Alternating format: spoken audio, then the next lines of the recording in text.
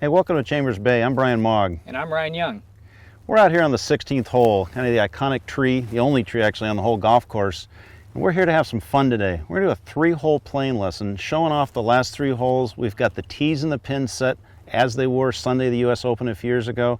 We're going to go through how you play, some of the thoughts you want to have, some of the strategies you want to do, how you bring your game out to the course.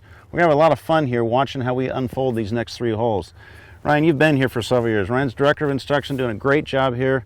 You know, kind of what are some of the things you've seen over the years as so much history has taken place? I've seen this place transform immensely, from preparations for the U.S. Open to new greens coming from last year's change.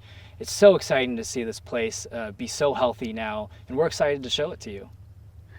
So here on 16, the hole normally plays about 400 yards from the back, but on Sunday, the USGA moved the tee up, maybe about 320, 330, and let the guys make a gamble and decide what they want to hit off the tee. So we're going to move up to about that same mark. We've got the same pin, back pin, extreme back pin, and that narrow little angle. We're going to go through some of the things that happen both history-wise and how you can learn and how you might want to play the hole. So as we move forward, one of the things you want to do as a golfer, first thing you want to take a look at is, where's the flag? That flag, front, back, left, right, that's going to dictate some of your strategy. So as we get up here a lot closer, be easy to pick out, but this flag is in the extreme back part of the green. We're going to have to make a decision about where we want to hit, because we don't want to just hit bombs away. We want to actually hit and then have to make a decision for our strengths are. So as the final round unfolded, Dustin Johnson had the lead. A bunch of guys like Rory got hot. Jordan Spieth was playing solid. He kind of got in the lead. Brendan Grace then came tied for the lead. So by the time they got here, Louis Oosthuizen was really hot coming down the stretch. He birdied like the last 5 holes. As we move up, here's our 336 sign. So the guys teed up somewhere in right here. To that back pin, it's not as dry and firm and fast as it was back then. So I'm going to play the hole. There's no way I can drive it 336 to a back pin. So as I make my strategies, I've kind of got hybrid, driving iron, or driver.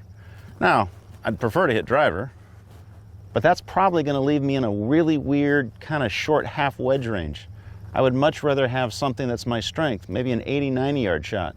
So to play it, might sound like chicken here, but I'm actually going to hit the iron, the driving iron, because I think that's a better play for me. You know, Ryan, as we watched the U.S. Open, Brendan Grace came to this hole tied for the lead, and I was shocked at what he did strategically. Do you remember that? Yeah, he pulled out driver. I think he was aiming out for a little bit of a nice high draw into that green, which obviously it looks like a draw would fit this hole shape better, but he ended up blocking it, never turned it over, and right. cost him the U.S. Open. And the one thing that stands out here is you've got all your trouble. I mean, if you've ever seen the trains come running down the track here, you've got all the bunker and the trouble, the out of bounds to the right. Brendan got up over on the far left side of the tee, and he took out 3-wood driver and tried to hit a hard draw all the way around the green to try and hook it and run it up there. I mean, I guess that strategy can work, but boy, if you're listening, watching what we're trying to tell you here, I'm going to go to the other side of the tee. I want to go to the right side of the tee. I'm now going to aim away from trouble. To me, that's a much smarter way to play, is to get on the side of trouble, tee it up, and not only am I going to now, from the right, aim more left, this whole fairway sits severely left to right. You want to hit this ball almost up into the hills on the left, and it's going to come back down. That's why we're talking about Brendan's strategy. You didn't really need to hit a hook. You just have to hit it up the left-hand side. You get it up that left-hand side, the ball's going to come on back down.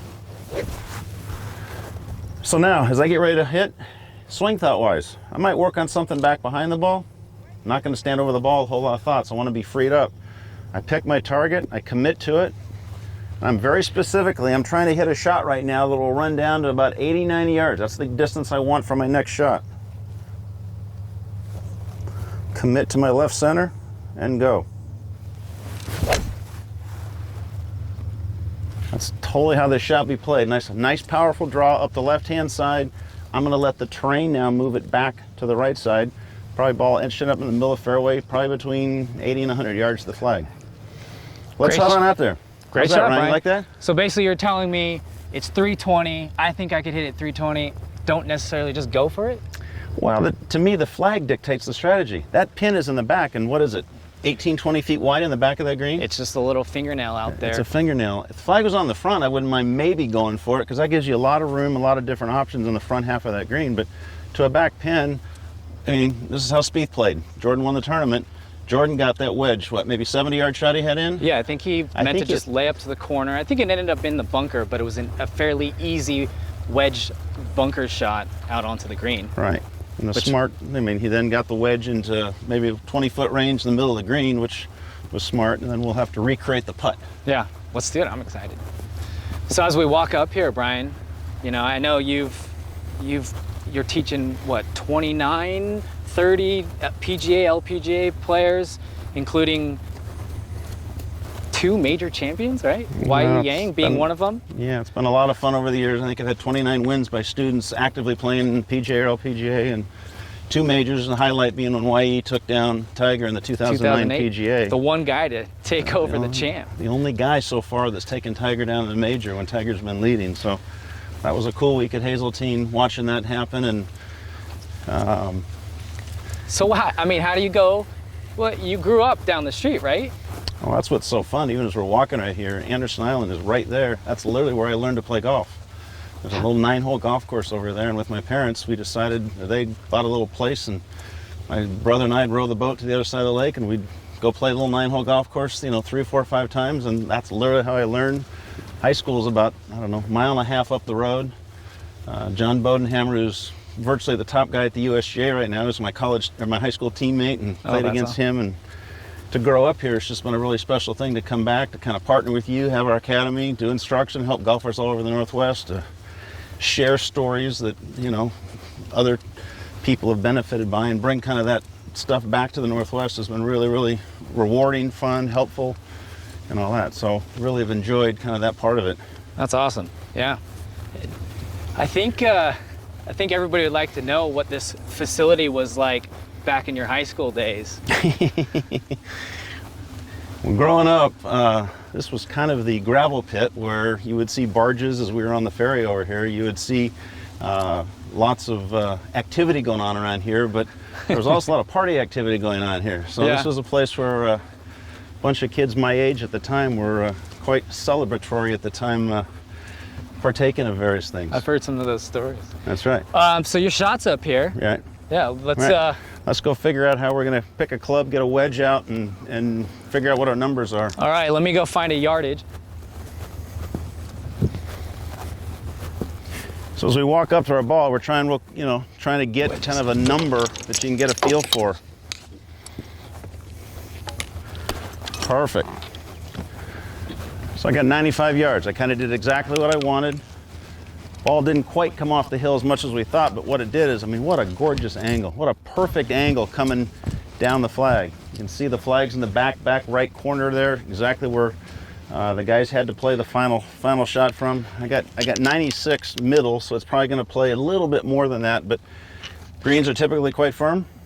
Really firm right now, but we have the new POA greens, so they're a little bit more receptive than they were obviously in 2015. So I don't know.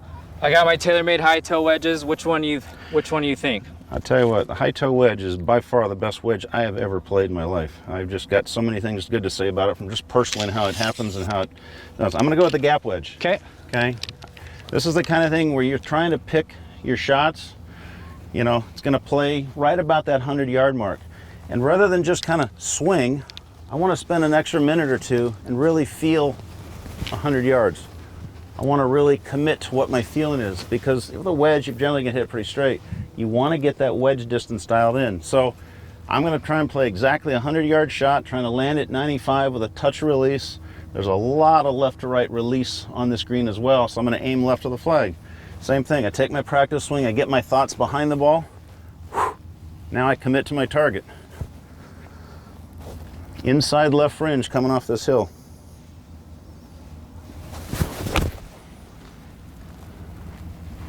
Good solid shot, but the lie got me a little more than I thought, and now we're going to have a little bit of a challenge on the next shot. So let me do something here. That was not a great swing. Okay, slope got me, it curved a little more than I meant. Now, if this is something that happens to you, you let your other partner, your buddy, go hit a shot. Step back. Make a practice swing. Kind of re-feel what you want to feel, and when you make a mistake, own up to it, change the feel, put the club in the bag, and now forget about it. I love that. I think they call that, I like to tell my students that's your post-shot routine. Yeah, great call. Take 5 seconds and just analyze your shot, because you're going to learn so much more from, you know, analyzing afterwards than just worrying about it beforehand. Correct. Awesome. It's really good. All right, let's walk up Bring to the clubs. Let's walk go up to the learn a green. little bit more. We can do different things here, but this is one of my favorite greens on the course. As we've done in a lot of our golf schools that we'll do, we have a golf school usually once a month from spring to summertime. We'll come out to this hole, and often you can do chip and runs, you can do flop shots, you can do bunker shots, you can putt with your 3-wood. You've got so many different short game shots that you can do, that the net result is short game's all about creativity. And if there's a mark of Chambers Bay, it's the word creative. You've got to have a creative mindset to play this golf course, because you're trying to use the terrain, you're trying to use the slopes, you're trying to use the hills, trying to get up there with a little more right brain activity, which is your creative side, than left brain, which is analytical. For instance, right here, links golf is best played along the ground. I mean, am I going to try to fly this all the way to that pin? I think let's go ahead. You got no shot? No ball? Let's lay down. I got a ball. We just dropped the ball down here, and I've got options, because most people think that you need to fly this all the way there. But what do you think? I even got. I mean, what's funny is, when most people do short game, give me that 60 degree, let me give the lob wedge. Fly it there. Well, this is Chambers Bay. That's one of the clubs you really don't do a whole lot with. So I'd even go like, how about we do pitching wedge? There we go. So this is the kind of, this is a knockdown, chip and run, forcing the ball to go back to the flag. So you've got that kind of shot. Ball position is well back in the stance. I like to say keep your nose and sternum ahead of the ball. And when you go to hit your chip shot, let your eyes look for where you're trying to go. Very narrow stance. While your hands are ahead of the ball, they're not way ahead, it's your upper body that's ahead. So now when I go to chip it, it's just really like a large putt. Look at that, at the slope. I mean, look at the slope. Just Yeah. kick that ball and repel it all the way down the hole. But it's all about being creative. It's all about having kind of common sense creativity to kind of figure out what it is you want to do with your shot. Love it. Good shot there. So let's hop up on the green. I think we need to create Jordan Spieth's putt. So coming down that last few holes, huge leaderboard. Oosthuizen's charging, Rory's been charging, Dustin's struggling, Brendan Grace and Jordan are tied at 5 under. Spieth hits it in the edge of the right-hand bunker, pitches it up into the middle of the green. To about what? I think it's 22 feet, if I remember, was the exact yard. Where your pitch just went, but I think he was just about right about here. So I got my ball there. This looks pretty sloped.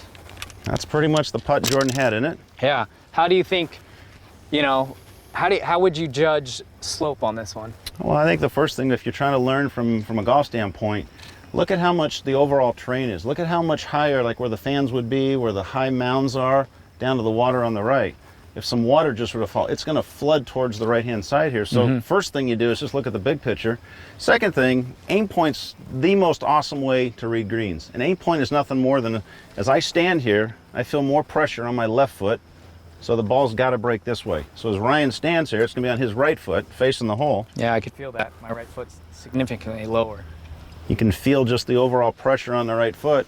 And as you walk towards the hole, not only is it on my right foot, it's also on my toes. So now, once you crest this little spine right here, now it's kind of down and away. Downhill, little slider. It's even more severe right there. So I think if I remember right, this was a pretty big slider. He made I think it was 22 feet, but you can really see how much the speed picks up down at the end. So come on, Jordan, let's recreate it. Okay, let's see it. Practice stroke or two is great, trying to recreate the exact pace and feel you want to have.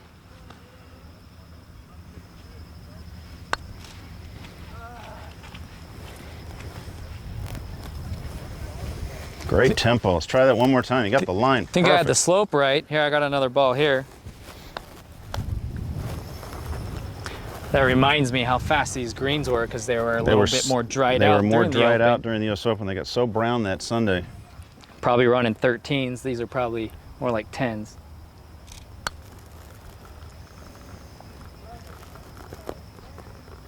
Great pace. There we go. I'll take that. That is really slick and slidey coming downhill. I remember during the US Open, Jordan, I think he said in a post interview, he doesn't celebrate his shots that much, but that one shot, he really had his first little fist pump let's roar. see it. Let's see it. I think he was putting, and he walked back, and then he goes, yeah. That's I remember that too. Yeah, I think that was pretty exciting. Right. And you know, these bleachers all over here, and people were just cascading up. Right. And I think it was one of the first iconic moments for Jordan Spieth to just kind of take over the world. So that was fun. And that gave him a one-shot lead. Brendan just made double to fall a couple back. Oosthuizen was birdieing the last few holes to get to 4 under, so that puts Jordan at 6 under. Really a 2-shot lead. Dustin was at 3. Game over, right? Yeah. Game over. I mean, all he's got to do is go par the last Easy. few holes. Easy win. But let's go to 17. However, let's go to 17 and let's find out what happens. Because as we move onward, when you've got a tournament, you've got the lead. The biggest challenge you've got is to stay in the present. When you're about to win a U.S. Open, a major, all the hoopla, all the dollars, all the good stuff that goes with it, it's very, very easy to get caught up into the future, like what you're going to look like on TV or magazines or whatever all the things are going to happen. And you want to stay in the present. So as Jordan went to the 17th tee, all of a sudden this logjam got crazy, crazy cleared up with his birdie. Yeah. How do you think, how do you mentally handle that pressure? How do you stay in the moment? To stay in the moment, you got to do a couple of things. It sounds weird. You got to breathe. Yeah. Okay? Because your mouth goes crazy dry, your heart feels like it's coming out of your chest. Been there. And your brain thinks too far ahead. And you got to dial it back. What can I control right now? Well, I can control my rhythm. I can control my walking. I can control what my thoughts are. And one of the simplistic things you want to do as a golfer, after every shot, your only thought should really be, where's my next target? Mm-hmm. So as Jordan got to 17, a great thought would be, where's my next target?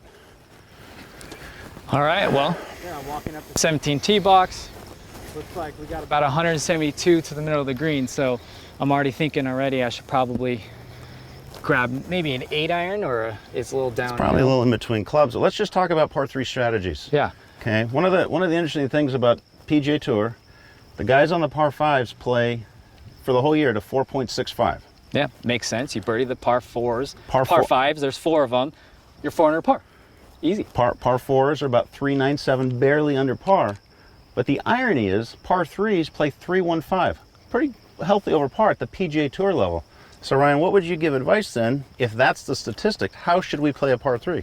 Well, if you're only at a 314, so you're averaging over par on the par 3s. So you're saying if I just make par, I'll probably do okay? Well, let me see. If I'm going to here, so let me just go ahead and tee up, middle of this tee box. I'm looking at this green here, and it's a fairly center pin. I know during the US Open, this pin was up on the right side, but regardless, I'm never gonna tackle that pin over the right. I see too much trouble over there. So for me, it's just about hitting the green. If I could hit this green in regulation, I know I could 2-putt and make a par, and you're saying if I make a par, I'm averaging better than every time at any level you make a par on a par 3, you pick up ground against the PGA Tour field.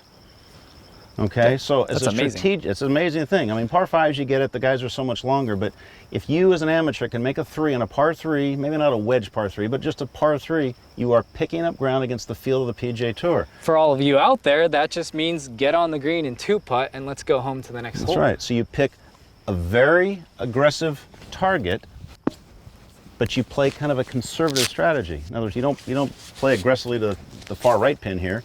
So our pin is right back left center, right where it was in the US Open. Play here is to go, where do you want to go? Left center and kind of use a little bit of slope? Yeah, my experience here is that left slope will help guide you in there. Anything right, you're dead meat, and I know that's where Jordan went. So what should Jordan have been thinking? Because he hit it in the no man spot over to the right. If I'm looking at the green, obviously center left side looks more inviting. And even if I think about, well, what's the easiest up and down? Long left looks like the easiest up and down here instead of anywhere short left or right. So actually, I'm gonna grab my 7-iron, club up a little bit, and risk going a little bit long, which is fine because that's gonna be an easier play for me into the hole. Cool. Walk us through your strategy back here. Okay. Walk us through kind of what your thoughts before you even hit the shot are. And this is fun. I see a train coming, so you guys will see a little highlight of the train. But what I'm thinking about here, Brian said breathe.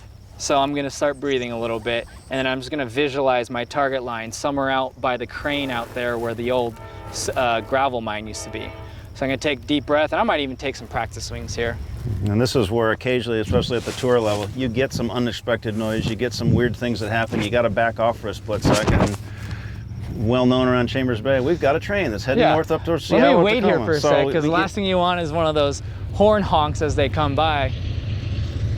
Very iconic train going back and forth.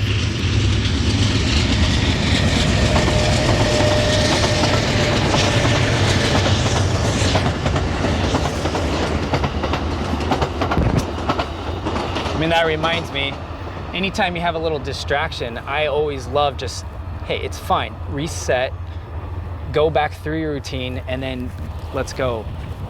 I'm gonna see, okay, the train's gone, distraction's over.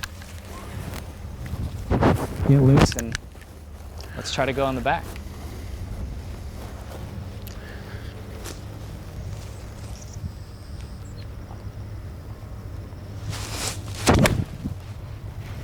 Great shot, committed, down his line, left center, exactly where you want to hit it. And just like we thought, hit the back left and just trickled just over, but that's probably one of the easier up and downs on the screen. I think you're right, you're putting, you're still on either the fringe or right on the edge. I'll take that. Ryan, let's go through a couple of things because, you know, you've been a Golf Digest top teacher in the state for several years. You've been awarded the PGA Section Development Award several times. That's a cool highlight. That means you've taken young kids and a lot of talent and brought it up a level. What are some of your principles? What are some of the keys you use to enhance and bring up talent, especially at a young age, trying to get kids and everything involved more in the game? First and foremost, at a young age, we just want to get them excited about the game. I want them to associate coming out to Chambers Bay with fun. So, you know, with it, games, drills, even golf-like experiences, I'm just going to get them excited to learn about this game. And then maybe once they peak into that 13-year-old age and they're thinking about, okay, what do I do next? That's where I want to start feeding them into our programs like PGA Junior League and joining a camp, doing our practice leagues, finding us as a coach, and then we start plugging them into local junior tournaments. So kind of that development model where then they started getting excited about the game, want to compete a little bit, and then maybe when they get to high school, they start competing in their high school team. That's awesome. That's great. And so, you know, we like to do that with a lot of our juniors, and then that's where we start talking about swing fundamentals, start talking about, you know, club face, swing path relationship, how to work the ball, how to manage your game, things that we're talking about here, and then ultimately what matters is how to score. And we start taking it a little bit more serious as they get older into the 16-year-old age, up into getting recruited for college. And then if they choose, once they get to college, we could start talking about what the next level for them. You know, what does it look like to turn pro? What do you need to do? You know, what do you need to set up in your life to get to that spot? So I'm going to stop for a minute. Look at the beauty of this grass. Man, it's amazing. This is just utterly, like the fringes, the fairways here are utterly amazing. Polana greens got put in last year. Greens look just terrific. It's fun to walk over a spoiled green grass look right here that we're getting privileged to be able to walk on right now. I know. Sometimes, you know, think about taking this for granted, but I am truly blessed to be here. And, you know, That's right. You and I have seen this place develop, and it's so amazing to see it like this. So we'll pop on back to Ryan's shot, but just to drop back into history. So Jordan ended up hitting the ball kind of short over in the gunch over here, way short right. All the way in that hay. Yeah. Right, fescue, extra long grass. Didn't really have a shot where he could go at the flag, and I thought he played an awesome shot. He kind of played it short left, ran it up around the ridge to get it to about 25 feet.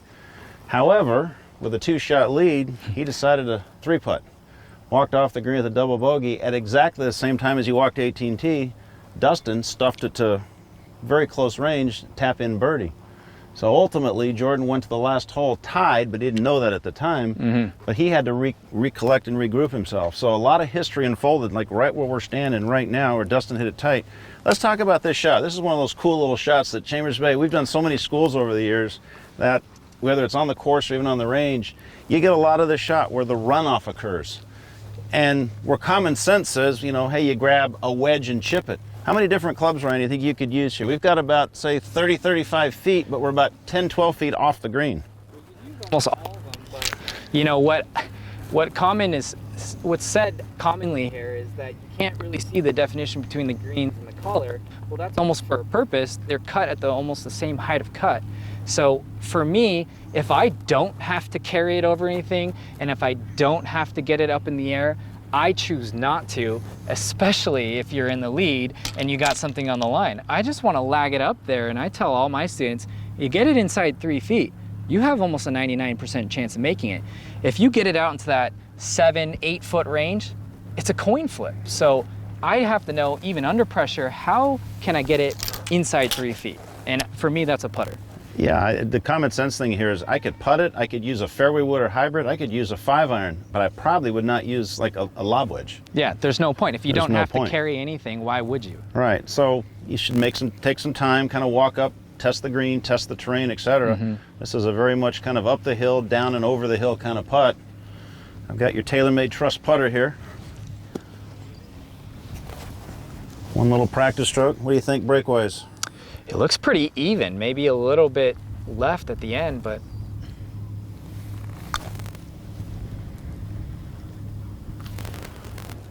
look at that. Uh-oh. Uh-oh. Oh, that was looking pretty good there the whole way. Just creased it. Well, but look at that. You're right at that 3 foot range, and more importantly, you left yourself with an uphill putt because, you know, if you're really taking your preference, downhill sliders or uphill putts. Right. Now this is where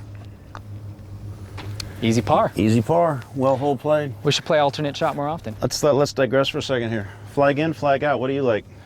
Well, right now we have to do I'm flag aware in. of that. But I like inside 3 feet. I like taking it out just because it makes the cup look open. When I'm farther away from the cup, I like the flag in because it's just another visual for me to see and aim at. All right. I've really enjoyed flag in way more than I expected because it's basically, are you trying to make it in the cup or are you actually trying to hit the flag? And it's making me aim small. Aim small, yeah. And I've really enjoyed just, you know, even on the putt, I didn't take a whole lot of time, but just aim it at the flag, hit it at the flag.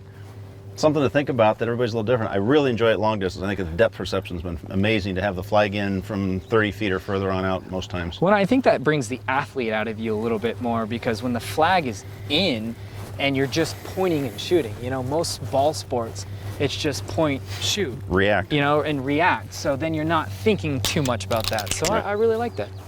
All right, we'll go over to 18 so now. So as we move over to 18, par 5 finishing hole, very iconic with some of the structure that's still in play from all the years of having the cement and the For some of you who don't know, this structure is left over from our gravel mine that used to be here.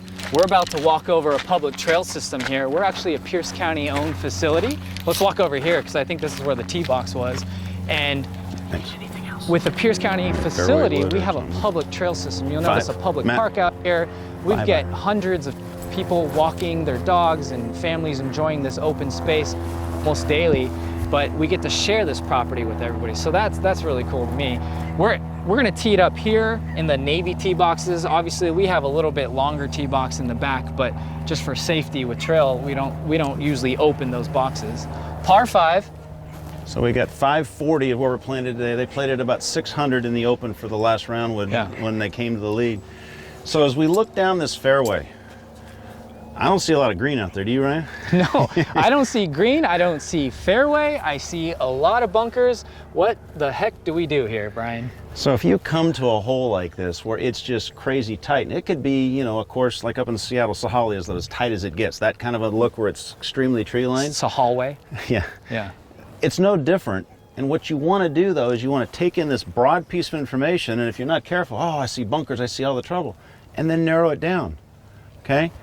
There's still 30, 40 yards of fairway out there, and this golf ball is 1.68 inches. It will fit, okay? When you put it that way, that sounds easy. It will fit. Now, the trick then is to aim small. So as I tee up, there's more trouble on the right. In other words, the bunkers are bigger on the right. So I'm going to aim it at the corner of the left bunker. All right, I think that's got the most room, the most space. Par 5 hole, maybe if I had to go and I can maybe get there in 2, but I want room and space. So same thing, practice swing. Breathe and just get out of the way.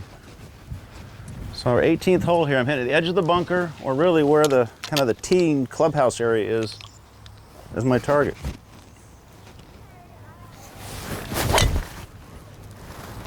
Oh yeah, look at that shot. Green grass, cool. Sweet. Nice when you see the ball bounce on 18 at Chambers Bay. It's really good. So aim small. Aim small. Be aggressive, TaylorMade Sim driver. This new driver is awesome. Yeah. Well, Well, we both have them. They're both awesome, and what I really like about it is how they've got the weighting all set up right, but the ball flight is so much more, kind of less spin. The ball goes a little bit higher launch and a little bit flatter spin, and I feel like the ball really tumbles. Are you seeing that with your club? yeah, I like the spin ratio, but more importantly for me, if I'm not perfect in a swing, especially on a hole like this down the finishing stretch, that twist face technology is kind of where I just feel more confident that it's gonna save me if I just have the face a little bit more open. It might guide that ball back into play. So twist faces, if you hit it out in the toe, it tends to work its way back to the left.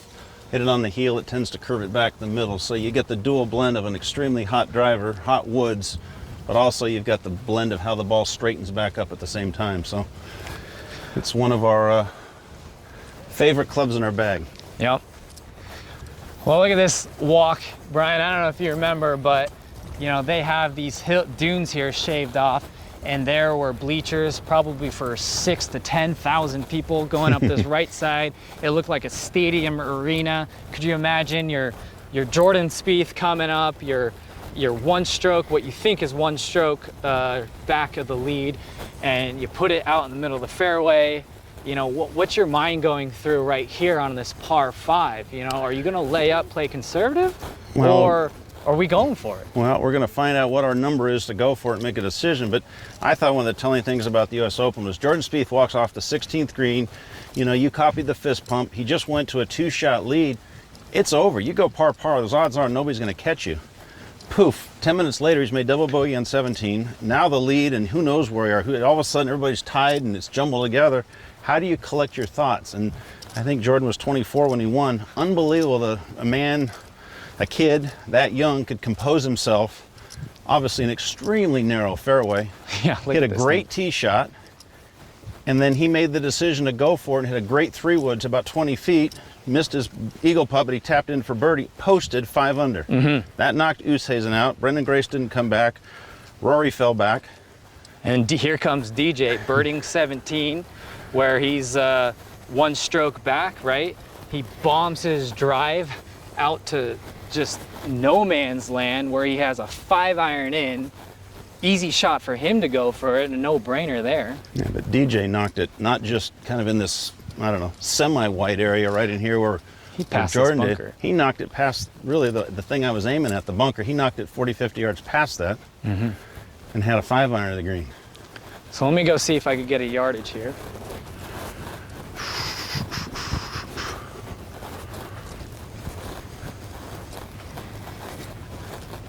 So as you're walking around here, I mean, you're trying to assess things like, you know, what's the wind might do for the shot? Where's the terrain going to do? How much bounce is the ball going to have? You're trying to do this, but you don't want to do it like the whole, whatever, 300 yards off your drive, 200 yards. You want to take a little time, and when you get, say, 10, 15, 20 yards from your ball, that's when you want to ratchet up the thought processes. That's when you want to really start to kind of get your strategic element and everything else going on. I found our yardage. We got about 260. Here's 276 sprinkler, and look where it ended up. 260 to the flag. Is this where the sprinkler's at? Yeah, what do you think? Drove it right by it.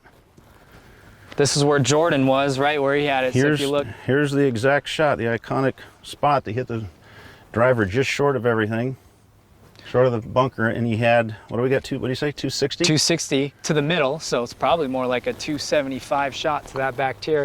What do you think? Should we just go for it? And Well, 270 is out of my league, especially U.S. Open. It was so rock hard and all that. But, it was a lot drier, a lot thinner air. I don't mind through it here because you've got a pretty good room off to the left where you could, worst case, kind of run it up off the left side. So why don't you hit the shot? Okay, we'll hit it. We'll see where it goes. Let's just talk about one more thing, though. Yeah. What if you didn't hit 3-wood? I mean, it's kind of fun being like Arnold Palmer or something. We're going to go for it. What's the opposite? What should we do if we don't want to do that? Well, for what we learned on 16 Yes. is we want to get into the optimum distance that we feel comfortable going in. So for me, that's right in that 90-yard range. So I need to find a spot in the fairway where 90 yards is acceptable. So I'm going to get my yardage, subtract the distance to get to 90, and then figure out what club to hit from there. So if you're watching right now, don't just hit 3-wood to hit 3-wood. Play to your strength. Pick a yardage you're good at. Could be 100, could be 70, could be 125. Play to your strength. Don't just hit 3-wood because your buddies are hitting 3-wood. Hit to something you're good at. Otherwise, you're going to be in that weird range where a lot of amateurs just aren't good. So Ryan's going to go for it. but if not, lay it up to a number you're good at. Yeah, I guess it depends if you care about your score and you're strategic versus just willing to have some fun and see if you could be like Jordan. All right, Jordan or DJ, let's see what you got here. Got an uphill slope. This is pretty inviting. I'm going to treat this more like my driver, put the ball a little bit more forward in my stance, get my spine angle back so I could really swing through this one. Launched it. Carry that bunker. Nice and high. Come on, ball. Get on the front. There we go. Good job. Front edge, it won't get all the way to the back, but that's a good carry through there. You launched that thing. Thank you. That was cool. Well, that was fun, Brian. I had some fun doing this. Well, I think we need to keep going. Okay, well let's go finish it in. We gotta walk by the bunker. Well, that's the other thing. So we talked about laying up to 90 yards, but I think they knew that was going to be a little bit too easy if you could just lay it up right into the middle of this fairway. So I know right before the US Open, they made this a little more tough. And for any of you who've played here before, you could see this little hole that, looks like a pot bunker, but we'll get closer up to it. They wanted you to think about laying up. Mike Davis put this bunker in, 3, 4, 5 years before the Open. Yep, and he was smart. They wanted to be something very penal. I know our turf crew from experience, because I was out there with them, they dug about 7 feet deep. Mike Davis came out here and that's not deep enough. So they kept going. They got to 10, 11 feet, not deep enough. They got it all the way down to 13 feet because his goal was if you hit it in there, you weren't going to get onto the green in an easy birdie to potentially win a US Open.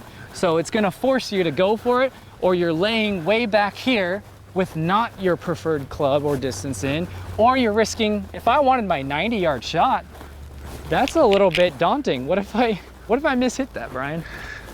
Well, you'd end up with something extremely on the short side. Yeah. 50, 60 yards. This bunker, though, ironically, I don't know if you heard this, but only one golfer hit it here in the whole tournament. Yeah, I know. You know who it is? Yep, Tiger Woods. This bunker, as you'll see in a second, is, like Ryan said, 13 feet deep. It's scary down there. I've hit some shots. One of our early golf schools at Chambers Bay we actually brought groups out here just to see if you could get out of here. See if you could get out. And take a look. That's pretty daunting right there to see just both how small and how narrow it is. And ironically, the greatest golfer possibly of all time is the only guy in the whole field that week who did it. Who went for the par 5 and hit a bad shot, and it ended up here in this bunker. And you pretty much just have to hit a great sand shot. He just went in there, knocked it out, didn't even risk trying to go for it. Yeah, you can't. Yeah, what would you do, without going down there? What would you do? Do you try to go for it? The funny story is the very first year we did our golf schools, which would be just before you started here. Yeah. Brent and I came out here and we put students in here and just tried it. And all you can do is open your face as much as you can, you tilt as much as you can, you swing up as much as you can, and you really can't knock it on the green. Try to get out. It definitely is a severe penalty to be avoided at all costs. Yeah, well done, USJ. So if you do lay up at Chambers Bay, you don't just lay up sometimes here. You got to make sure you know what this bunker is on 18. So Brian, before we get to the green, thanks for joining me out here. It's just been an honor, watching you teach and seeing your influence all around the world. And, we've tried to mimic the academy here so that we encompass that full world-class facility and instruction brand. When are you out here next? And, when are we going to do another golf school together? We need to do it right away. We've been kind of having to put our hands on the brakes with all the rules and everything going on at the moment. But, bottom line is Ryan and I do a golf school minimum once a month, and hopefully add more and more. And, the website, everybody's got information to find it on the website. But, yeah, we're planning to get them back going kind of late June, run them through all the way into September. And we usually do a good job from, late spring. We try and get started like we always do in April. Unfortunately, we weren't able to do that right now. We've got to listen to the rules, etc. But we do golf schools. Ryan and I have a whole lot of fun helping golfers all over the Northwest come in, all over the world. I've got academies all over the place, and so many students hear or see I'm at Chambers Bay and they've wanted to come out and play it over the years. And as we've gone through some of the history that's here, that's been a really fun thing to kind of share some of this history. For me, this is home. This is where I grew up. I'm honored. I'm proud to kind of share so many things I've learned over the years, bring it home, share it with students, amateurs, juniors, pros, let everybody get better. It's been really fun to watch the job you've done getting everybody better at all levels of the game. That's been the reward of the whole thing. Yeah. It's the name of the game. We want to open up this facility for everybody to see. All ages, all abilities, no matter what your price is. We have a program for you, anywhere from a 6-hole loop to a 9-in-1 event. We have something that's catered to everybody, including golf schools for us. Well, and there's so many more things coming with plans for the future here that you'll hear about in the coming years, that there's so many cool things coming to make this place even bigger, better, stronger. You've got the USGA 4-ball coming in 2021. Next year. You're going to hear some other future announcements coming as well. There's always kind of state amateurs and things like that being hosted here, Puget Sound amateurs here. There's a lot of cool things coming. Well, there's your my shot. ball. I didn't quite get it to the back, but it's on that front edge. So there's our pin. This is what Jordan and Dustin were looking like. Jordan's 3 would ended up just under the rise. He had to putt it up and over the hill for a tiny tap in. Brian, if we can, I want to show a unique feature of Chambers Bay. Architecturally, a lot of these greens, a few of them out here, have sideboards, bowl-like features, and just for fun, I talked about trying to get it inside of 3 feet. Well, 3.5 feet short of that pin, it's coming back down to our feet. And I know it's going to be a little hard to tell. So what do you think we could do here to be a little bit more creative? I mean, I know where you're going with this because we've done golf schools out here and done this. But the funny thing is, if you try and hit a putt at that pin and you don't hit it dead perfect, meaning speed-wise, I mean, you might be further away than you started at. So I'm going to let you go it, but I already know what's going to happen here. But we're not going to putt it straight ahead to 12 o'clock. What are we going to go at? About 2:30? I think we're going to go out to 2:30. I see the fall line. If I get it to the edge of the green, it might funnel its way back, and I don't need to be too aggressive. But for me, that's exciting because I could just focus on my line more than speed and let gravity do the rest of it for me. You do need to actually putt this into the fringe, don't you? Yeah, I got to get it all the way up there. You don't get it up far enough, it won't come back. You actually have to hit it even more harder than I think we are expecting here. So let's see. I'm going to take this putter back. Too many people on short putts. I see these little strokes, and they've got a 50-foot putt. They're going to get a little flippy through here. Yeah, your tempo shouldn't change no matter what your length of putt here. The rhythm and the equal pace of everything shouldn't be changing. Like a true pendulum motion. Here we go.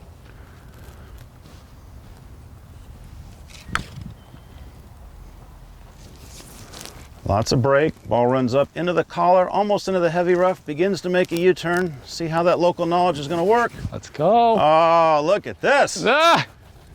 I mean, literally, you couldn't have done that putting straight away. Yeah, that's the only way to have done it. Well, that's nice, because now we have an uphill putt, and I think this was similar to what Jordan had for his birdie. So flag stick in? Flag stick in, small target, aim small.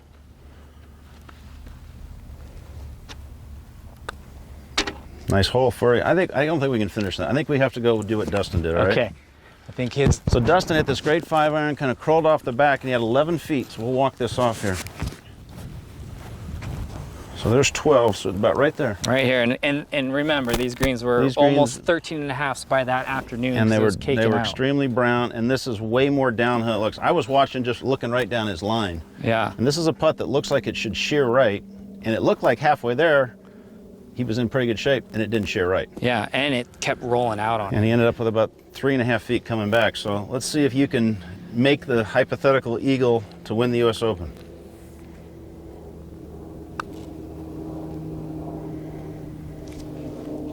Well, I think that was pretty similar to what he did. Dustin missed it on the left. You missed it just on the right, but that's almost the exact putt he had coming back. Yeah. He missed it left, so I'm going to move you over just a sliver.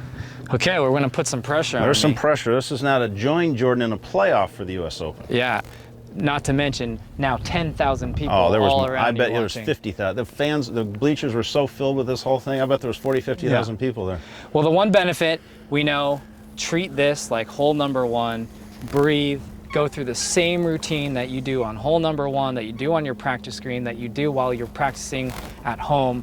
Let's just go through our same routine, and then it takes our mind game out of it, and we're just reacting. So let's see. Control what you can control.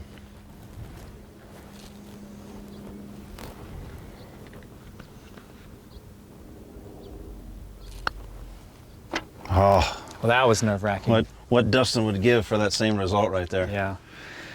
Well, this was fun, Brian. This was a lot of fun. Thank you for joining us. Chambers Bay is one amazing place. The scenery, the views, the history that's enveloping here.